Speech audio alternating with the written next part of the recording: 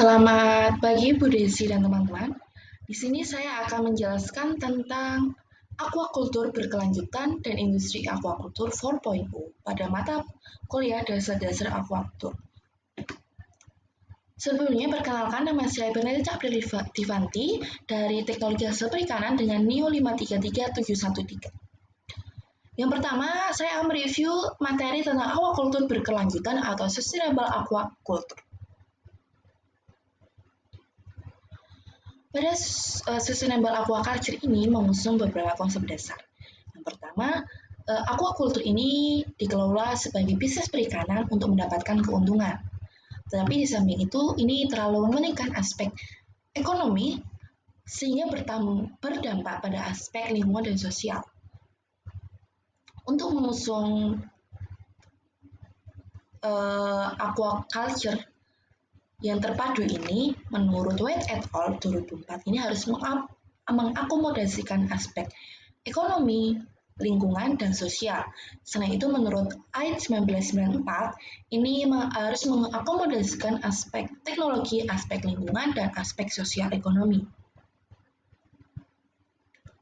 Untuk penjelasan lebih lanjut, aspek teknologi ini meliputi spesies budidaya dan sistem budidayanya. Spesies budidaya ini menurut cara makannya ya, herbivora, karnivora, atau omnivora. Atau menurut asal ikannya, asli atau introduksi. Untuk sistem budidaya ini wadahnya itu atau kolam dari tanah, kolam dari beton, atau dengan terpal. Kemudian teknologinya bisa ekstensif, semi-intensif, dan intensif.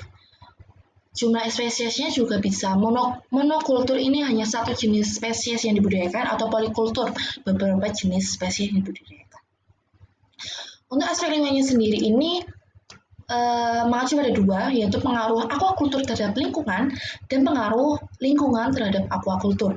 Untuk pengaruh aquaculture terhadap lingkungan ini adanya limbah, kemudian konflik lahan dan air, langsung penggunaan lahan dan air, dan ikan yang dibudidaya itu lepas. Kemudian untuk pengaruh lingkungan terhadap aquaculture ini yaitu pencemaran air, pencemaran karena limbah bahan kimia dari si pakan ikannya tersebut atau probiotik atau lain sebagainya, juga hama dan penyakit. Untuk aspek sosial ekonomi ini harus diterima masyarakat dan memberikan keuntungan bagi pihak mikro dan makro. Untuk pihak mikro ini biasanya untuk pembudidayanya, dan pembudidaya ini agar bisa menghasilkan pendapatan yang maksimal ini biasanya menggunakan beberapa strategi, yaitu pada tebarnya yang tinggi, jadwal tebar dan pemanenan, pakan dan pemberian pakannya, pergantian air, pemberian probiotik, bahan kimia, dan pengelolaan limbah yang baik, sehingga strategi ini dapat memberikan pendapatan yang maksimal bagi si pembudidayanya. Untuk mewujudkan si sustainable aquaculture ini, ada beberapa poin yang harus ditempuh. Di sini ada kurang lebih 5 poin. Yang poin pertama ini pada FAO Tokyo 1976, ini berisi tentang mendorong ekspansi dan meningkatkan produksi aquaculture, khususnya pada aquaculture dengan teknologi intensif. Hasil dari FAO Tokyo 1976 ini adalah produksi yang meningkat drastis, tetapi lambat laun ini menurun karena terjadinya pencemaran, penyakit, dan masalah sosial dan lingkungan. Untuk poin kedua, ini mengusung Sustainable Development pada GCRV FAO 1995 yang menghasilkan Elaboration of Sustainable Development. Ini berisi apa sih? Berisi aquaculture harus bertanggung jawab terhadap lingkungan dan sosial agar terus berlanjut. Poin yang ketiga ini dilaksanakannya aquaculture in third millennium di Bangkok tahun 2000. Dihasilkan Bangkok Declaration of Strategy yang isinya aquaculture itu harus berkelanjutan dalam sisi sosial, ekonomi, dan lingkungan. Untuk poin keempat, ini juga dilaksanakannya Global Conference on Aquaculture di Phuket tahun 2010, menghasilkan Phuket Konsensus yang berisi tentang aquaculture dan pendekatan ekosistem atau EAA. Untuk poin yang kelima, dilaksanakannya juga Global Conference Aquaculture di Shanghai tahun 2021 kemarin. Isinya apa sih? Isinya mendorong aquaculture yang berkelanjutan dan SDGs.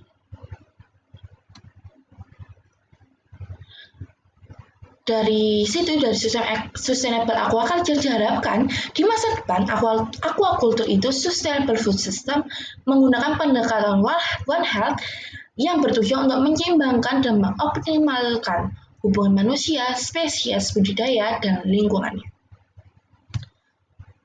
Untuk mewujudkan si aquaculture di masa depan, ada beberapa implementasi. Yang pertama ada CBIB atau cara budidaya ikan yang baik.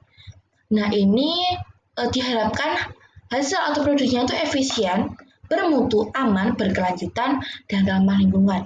Sehingga ini akan meminimalkan dampak buruk bagi lingkungan dan sosial, serta menjamin keamanan pangan dan memperhatikan sanitasi, pakan, bahan kimia, dan bahan biologisnya. Untuk aquaculture terpadu, ini konsepnya tuh memadukan beberapa kegiatan produksi seperti pertanian dan peternakan. Ini memiliki dampak positif yaitu meningkatkan produktivitas, mengurangi dampak buruk bagi lingkungan, dan meningkatkan pendapatan. Contohnya ini apa? Mina padi, mina ternak, mina hortikultura, aquaponik, dan silvofishery. Untuk IMTA ini konsepnya tuh dalam satu kawasan ada beberapa jenis organisme akuatik tetapi level tropiknya berbeda. Tetapi untuk polikultur, ini tuh juga beberapa jenis organisme akuatik dalam satu kawasan, tapi dalam level tropiknya itu sama. Dua-duanya itu juga mengurangi dampak dalam limbah, meningkatkan produktivitas lahan, serta mengoptimalkan daya dukung produksi. Untuk yang terakhir, yaitu close and low discharge system, ini lebih hemat air dan limbahnya itu minimal. Dan ini merupakan implementasi dari biosecurity, contohnya RAS dan BFT. Untuk yang kedua, saya akan mereview tentang materi industri aquaculture 4.0. Industri 4.0 ini lebih menggunakan cyber physical system, Internet of Things, and networks. Industri 4.0 ini dalam konteks aquaculture lebih fokus pada agromaritim 4.0. Agromaritim 4.0 ini juga lebih menggunakan AI, robotics, smart precision agromaritim, intelligent agroindustry, dan autonomous underwater. Keuntungannya apa sih? Atau kelebihannya apa sih? Ini real time, presisi, direct marketing, multifunction, digital agromaritim, and blockchain agromaritim. Apa sih agromaritim 4.0? Agromaritim 4.0 ini menggabungkan atau konsepnya darat, laut, dan udara ini menjadi satu kesatuan yang melibatkan sistem ekonomi, sosial, dan membutuhkan pendekatan yang terdisiplin, terpadu, dan partisipasi. Agromaritim 4.0 ini menggunakan teknologi digital, sehingga menghasilkan presisi yang tinggi, contohnya menggunakan AI, drone, robotics, atau blockchain. Teknologi digital yang digabungkan dengan tacit knowledge dan kearifan lokal ini menghasilkan pengelolaan agro yang inklusif, dan ini dapat menjadi ciri khas dari bangsa Indonesia sendiri. Hasil dari makroaritim 4.0 ini diharapkan ada aquaculture modern.